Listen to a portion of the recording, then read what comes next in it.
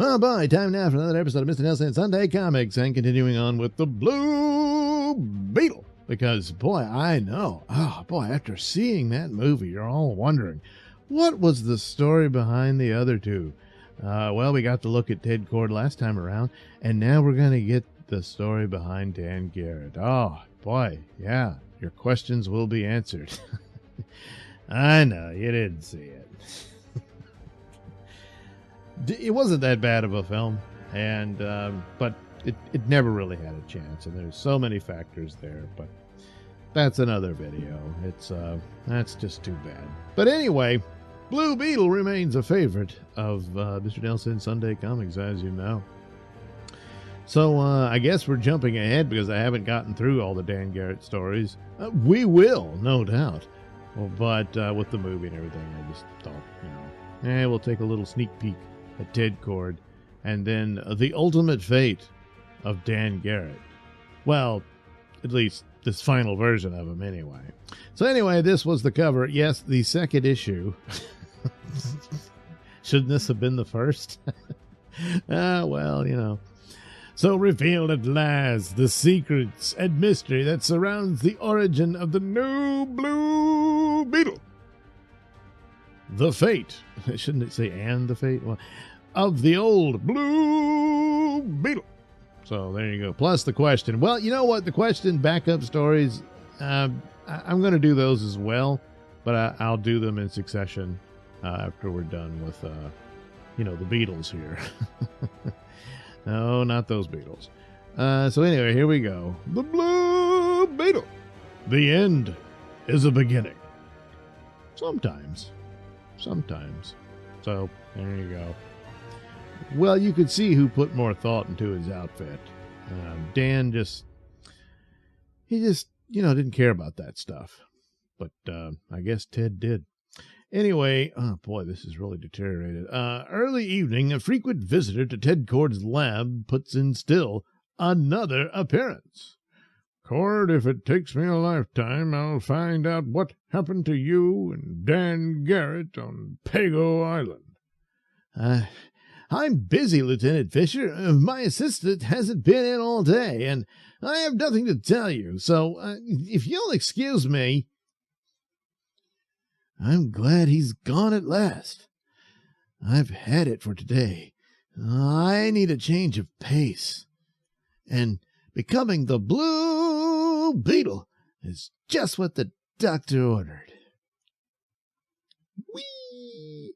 So he's taking a lot from, obviously Spider-Man, where Spider-Man would get frustrated with his life and says, I just need to go swing around town to clear my head and that kind of thing. But, well, Oh. Hang on a minute.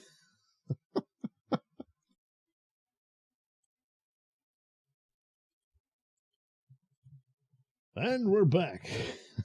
Had to do a little adjustment there. Page was I guess that's how it was on Comics Plus. It was upside down. Oh well. Anyway. Probably should have tried to fix well, anyway. 2 hours later, haven't picked up anything worth investigating. I'll turn off the antenna and take a joyride before calling it a night.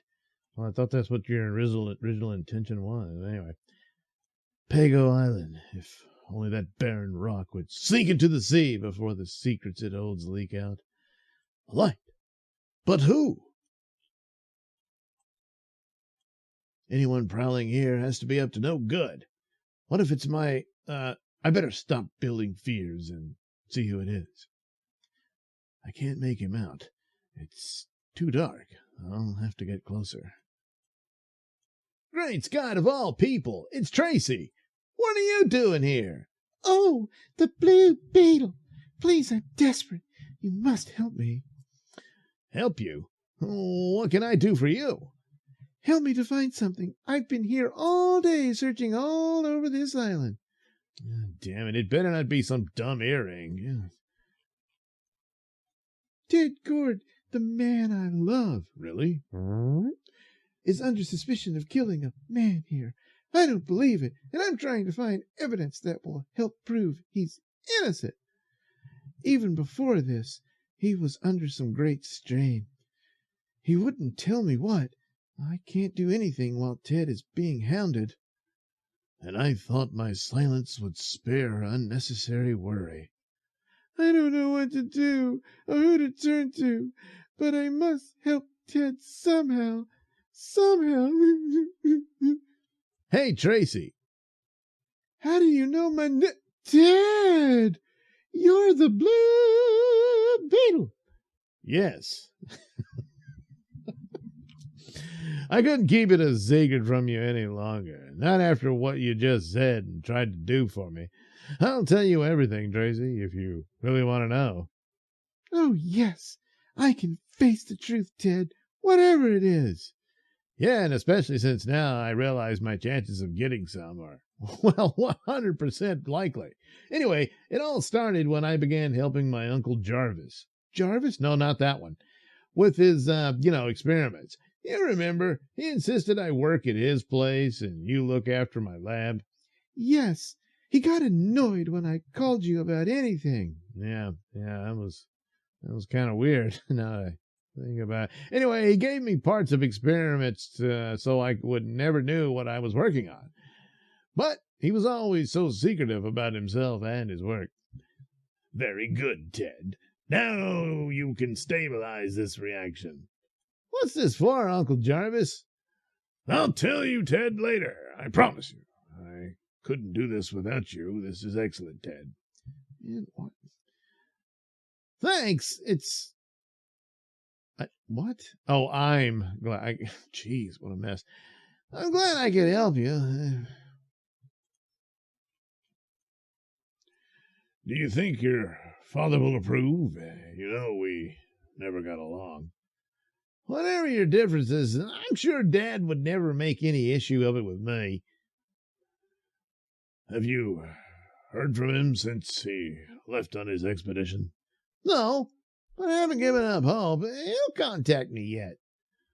Well, let's get on with your tests. I want to check your latest results. I wonder why Dad never trusted Uncle Jarvis. I doubt if it's because of his wild theories.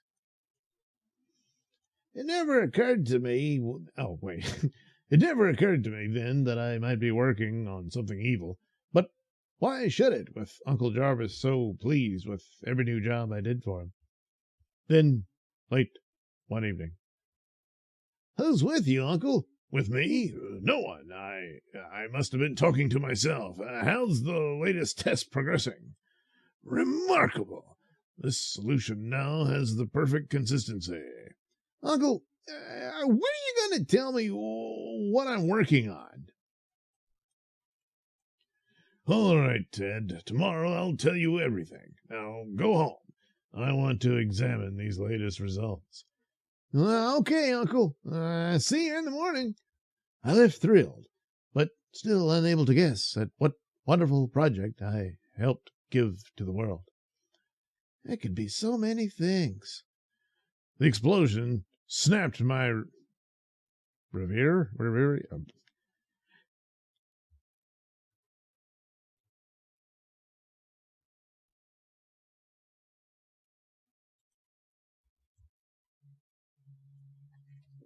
Uh-oh, boom. The explosion snapped my reverie. It's from the lab. Yeah. Even before I reached the lab, I knew it was no use. No one could have survived that blast. The body is burned beyond recognition. Oh, it's him. I thought it was a policeman. The body is burned beyond recognition, but it has to be my uncle. He was the only one up here. Sorry, lad. After the firemen left, I found out someone was hanging from the ceiling. It was my uncle. No. That box isn't burned. Some spilled chemicals must have protected it. It contains a map with Pago Island marked off, a bunch of indecipherable notes, and an old roll of film. An icy chill ran through me as I ran the film. Oh my God, it's my uncle's gay porn. No, wait. It's the result of an old experiment. That's what I was working on. No wonder Uncle Jarvis kept me in the dark. Then I was overcome by suspicions. Good Lord! What if Uncle Jarvis is still alive? I saved him. I gave him this final solution to all his operational problems. There'd be no stopping him. What have I done? At the time, I thought your uneasiness was over your uncle's death. I didn't know what to do. Who would believe me? I was frantic. In desperation, I turned to Dan Garrett. I had known him in college, and he had a reputation for being level-headed and trustworthy. The robot was built 8 years ago. Notice the strength. Oh yeah. Incredible. It bent that iron bar with ease. It's a powerhouse, but awkward and slow, much too vulnerable. Try to imagine a newer model, one streamlined and strengthened.